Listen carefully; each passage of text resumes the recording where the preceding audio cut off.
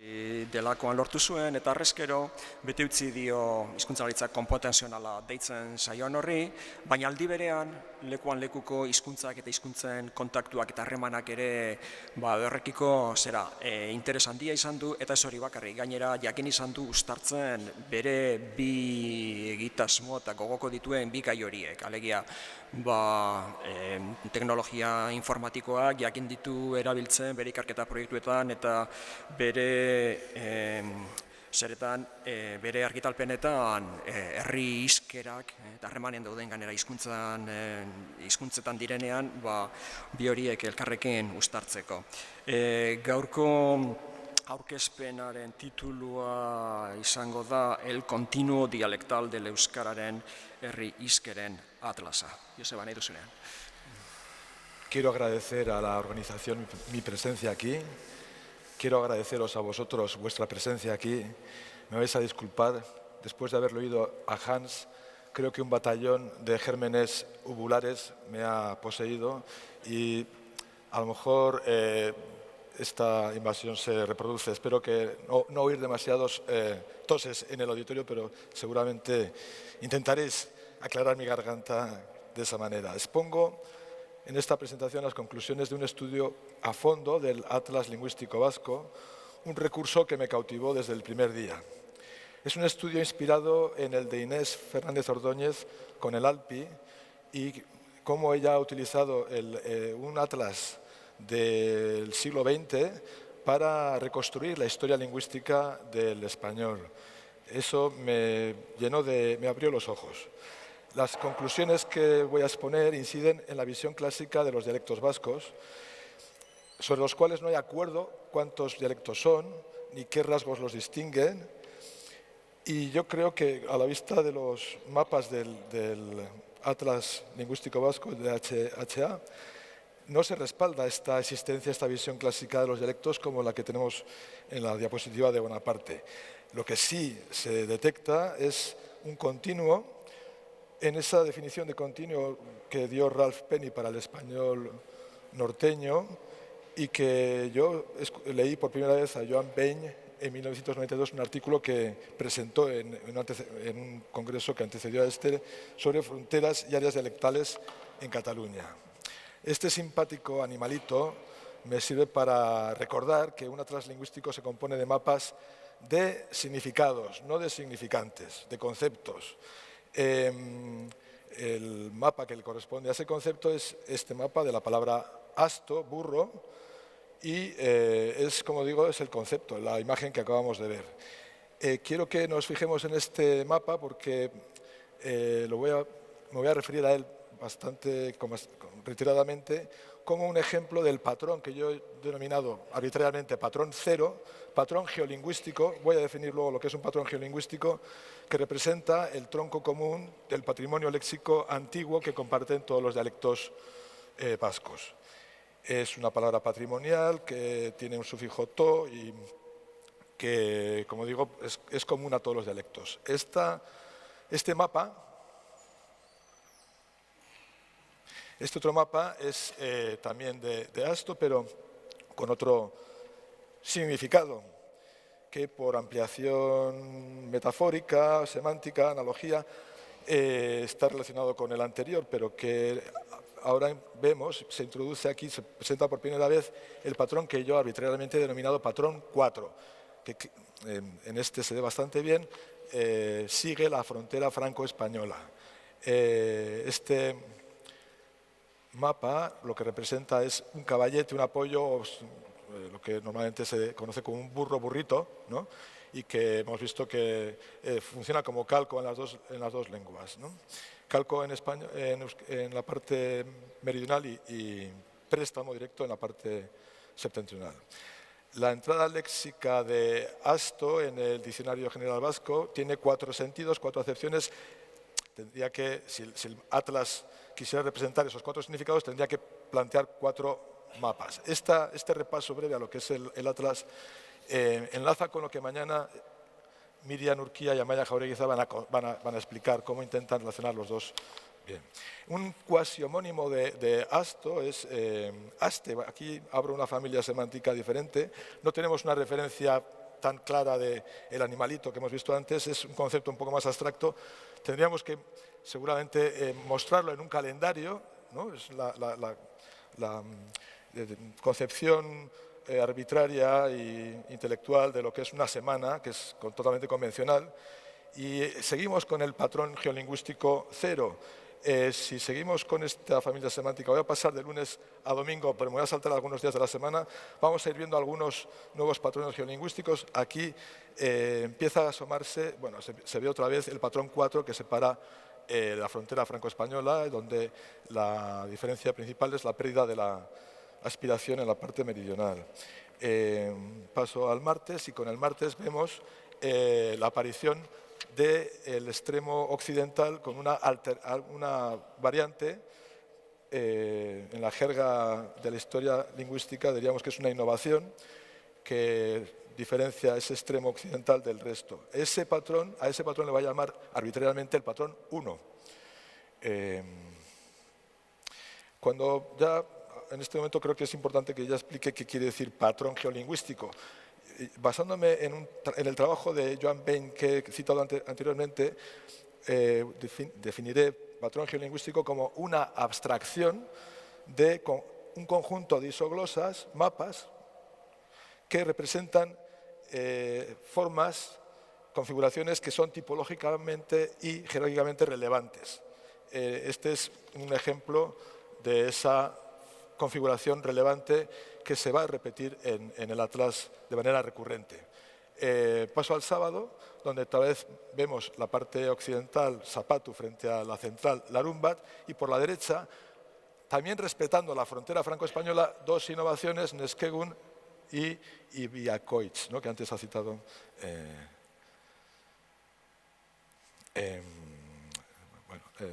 Videgain, sí, perdón. No, Videgain no, bueno, perdona, no me acuerdo ahora. Sábado. Pasamos al siguiente. Aquí, perdón, si lo que quiero indicar es que se ve el 1 y aparecen por la derecha el de Suberoa, el del país de Sola, que es el que arbitrariamente voy a denominar el 5. Esto es una nomenclatura que he utilizado por conveniencia personal. El orden entre esos patrones sí establece un orden cronológico del 1 al 4, o mejor dicho, del 0 al 4. El 5 seguramente tiene una cronología similar a la del 3. En el último mapa de la familia semántica de la semana aparece domingo.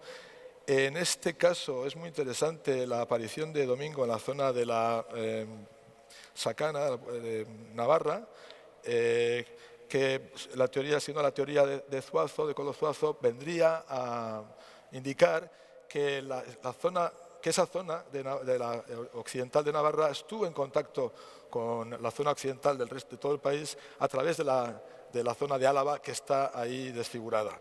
Y que el centro de irradiación de esa variante, de esa innovación, vendría a estar en el centro de la llanada. Aquí aparece, se asoma por primera vez el patrón 3 que vamos a identificar con el guipuzcoano. En este caso es una aparición así, bueno, tímida. Gana la variante central Igande, y también se ve la variante oriental de Suberoa con la NT, la T sorda, que es una de las cuestiones que nos tienen en litigio a los que proponemos distintas cronologías para esta primera bifurcación dialectal. Quienes decimos que la primera bifurcación dialectal es la parte occidental y otros que dicen que es la parte oriental. Bueno, en este punto creo que interesa plantear la idea de conjunto, y es que yo planteo un orden cronológico entre los patrones y no entre los dialectos. Y los dialectos, que aquí no acaban de aflorar, un poco sí, pero no exactamente como los conocemos en los mapas dialectales, los dialectos son el resultado de los solapamientos de los patrones. Los dialectos es una visión sincrónica de un proceso histórico que ha sido la formación de los patrones y que ha dado lugar a esta situación actual, que son las áreas dialectales tal como las conocemos. Voy a cambiar de campo semántico, voy a pasarme brevemente a los auxiliares. Voy a repasar los dos auxiliares principales, el ser y el haber, para verbos intransitivos y transitivos. En este mapa aparece otra vez configurada la parte, el patrón 4 que separa a la frontera franco-española con una parte navarra, en la parte oriental navarra, que se contagia de la innovación septentrional. Y en realidad en este mapa lo que tenemos es otra vez un trasfondo de léxico común, una forma léxica común a todas las variantes, que ha sufrido pequeños cambios fonemáticos recientes.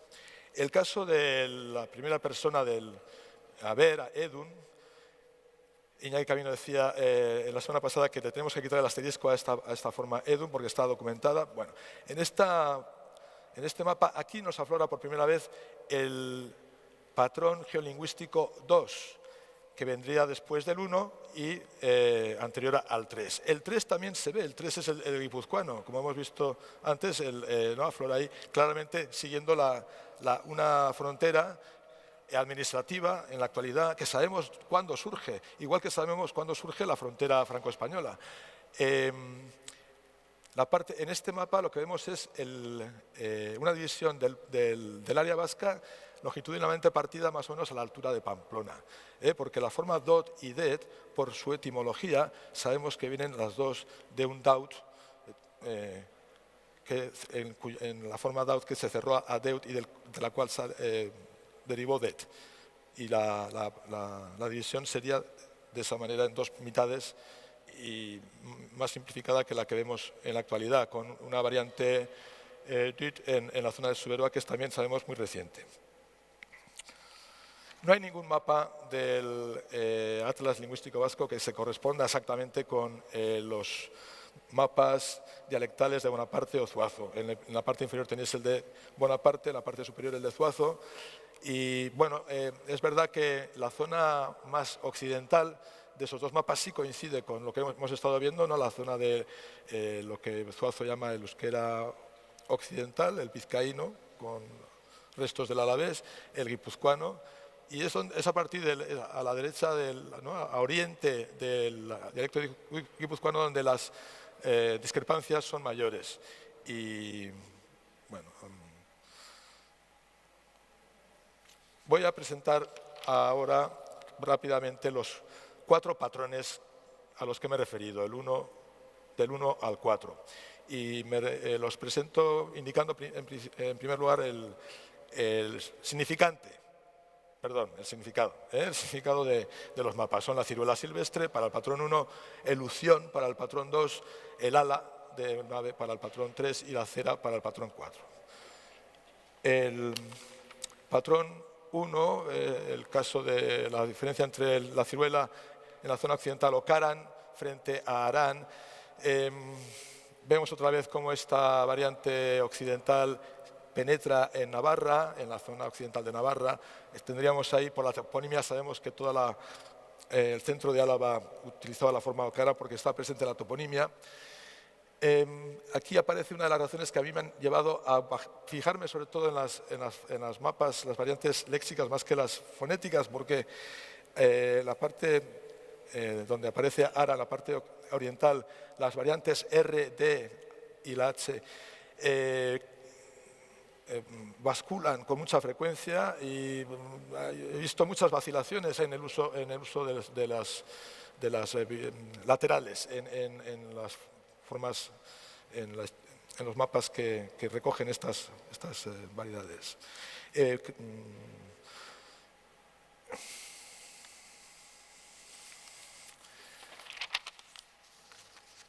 Sí.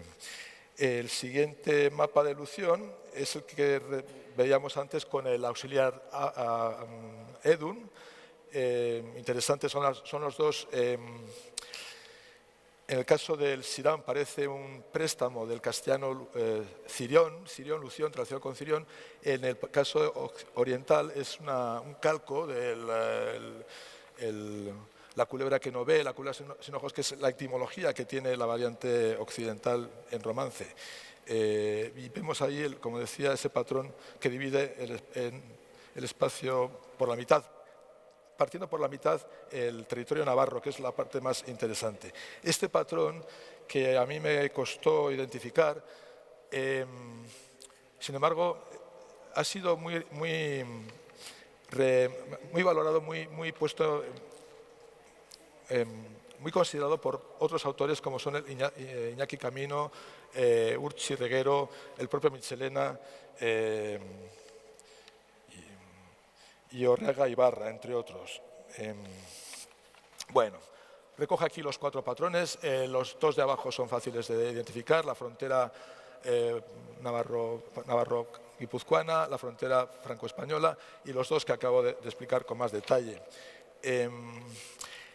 Ejemplos del patrón 1 se repiten, hay innumerables, como digo, muchas veces se solapan. Ejemplos del 2, vemos también casos que son gramaticales, como barru barne, daukat badut, ollarra collarrek, la diferencia en el plural del ergativo. Ejemplos del 3, que es la frontera navarro-guipuzcoana, con ejemplos muy destacados, ¿no? Las 2 sufijos para el plural, etc.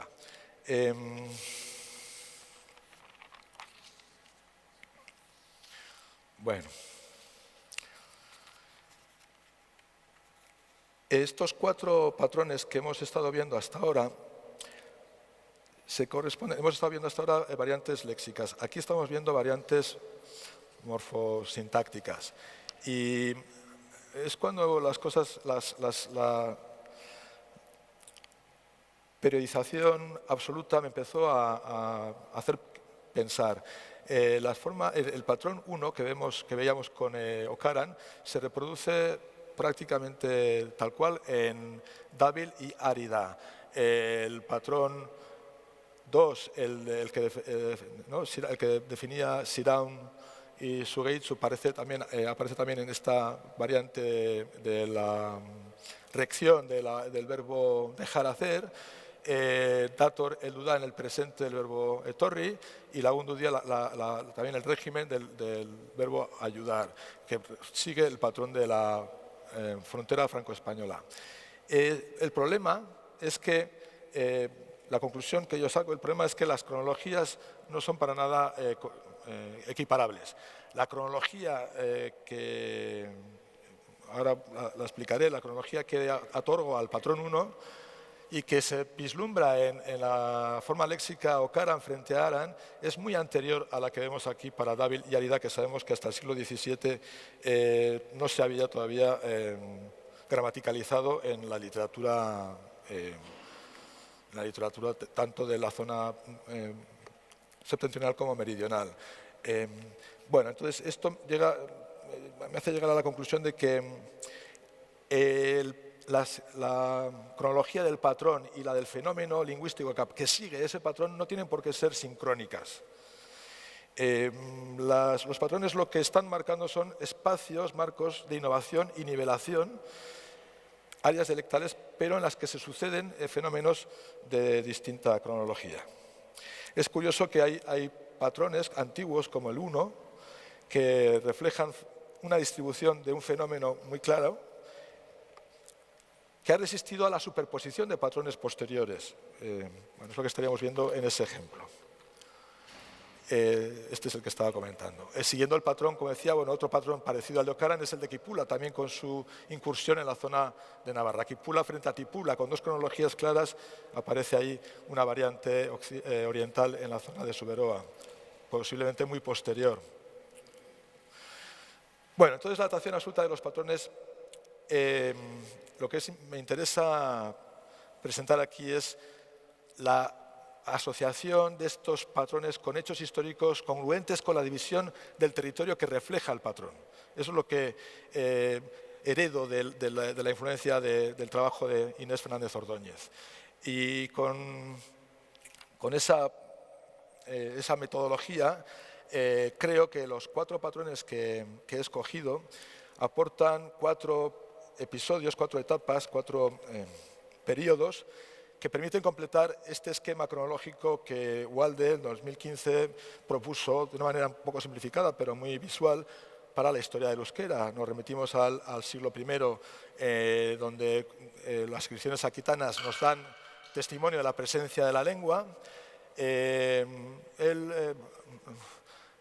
Bueno, establece ahí una posible equivalencia con el protovasco de Michelena. Yo le he oído a Lacarra que él niega esa correspondencia, pero es la principal evidencia que tenemos de la existencia de la lengua en esa época.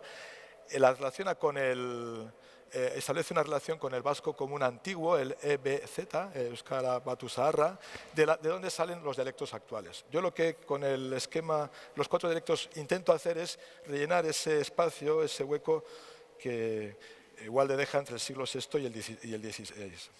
Son 10 siglos que los 4 patrones ocupan en lapsos de aproximadamente 2-3 siglos, de unos 200 años, 250 años cada uno.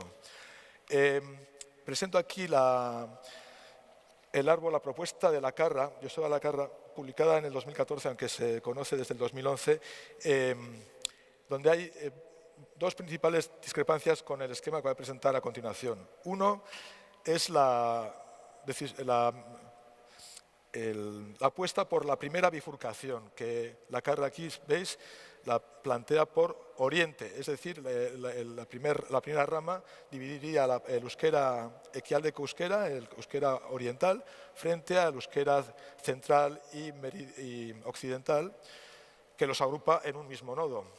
Y a partir de ese nodo central occidental, él va desmembrando primero en un euskera occidental o un euskera central y hasta llegar a los dialectos. Bueno, esa es la primera discrepancia con el esquema de Lacarra, pero la segunda discrepancia tiene que ver también, o más, con su planteamiento de ramas que son claras, verticales, que no acaban de mostrar del todo la conexión que realmente ha existido entre las variantes dialectales. En este esquema, que es mucho más sencillo y en el que incluyo una periodización, una cronología absoluta, planteo una primera fractura entre el euskera oriental y el occidental que denomino medieval.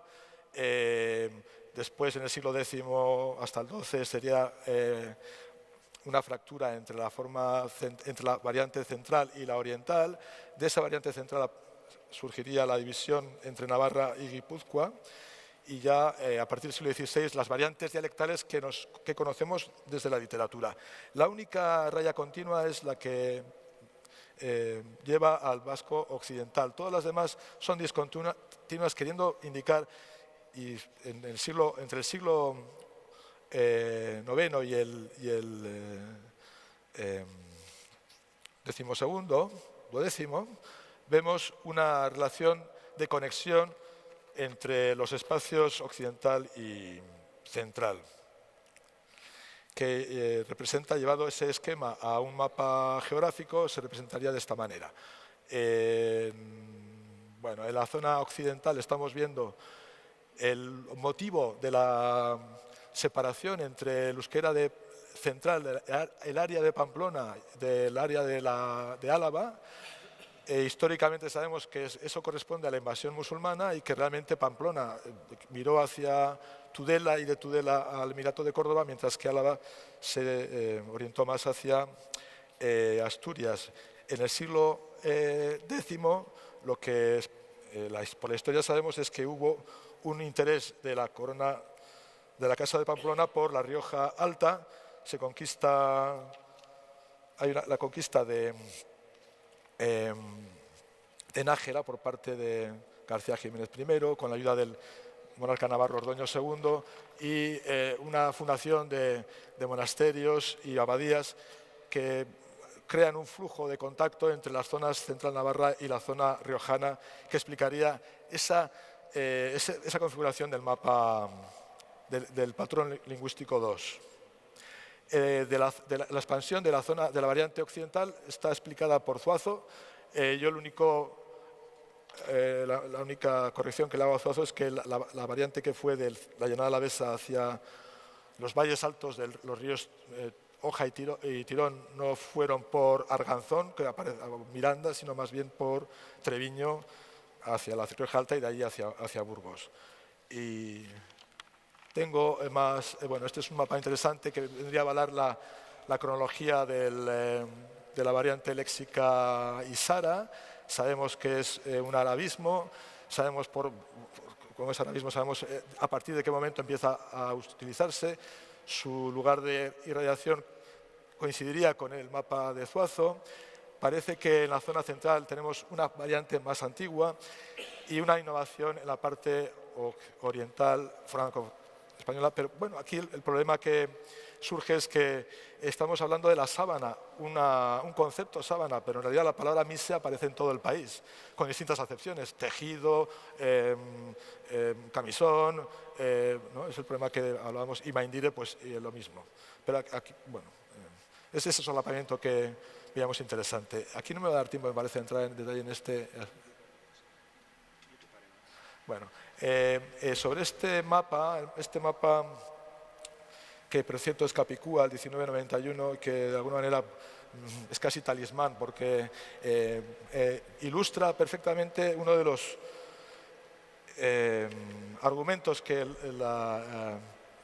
los que defienden la segregación primera por la parte oriental de Suberoa, ¿no? El paso a Aihari tiene que haber sido anterior a la formación al paso de la semiconsonante Hau a Fari. A mí ese argumento me resulta difícil de entender cuando todavía existe el antecesor, cuando tenemos el Auhari conservado en la parte norte de Bajo Navarra. Es un estado,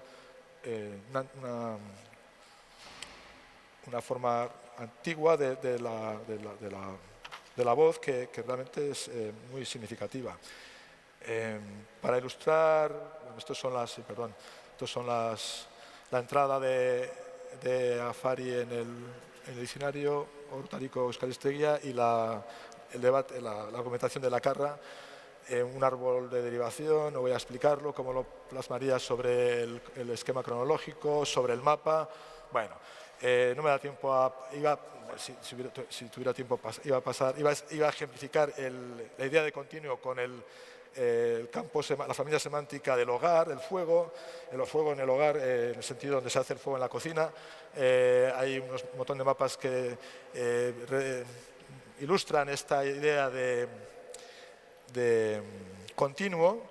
Me gusta particularmente Olla porque hay un fondo, un patrón geolingüístico cero que correspondería con el cero, que es el tupín, que sabemos que es un préstamo gascón, sobrepuesto con un patrón 1.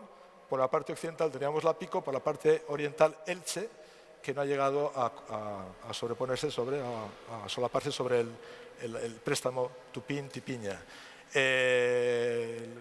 Aquí vemos ejemplos muy claros de lo que decía del continuo. Hay un fondo común con variantes que muestran esa idea de continuo a la que me refería. Muchas gracias.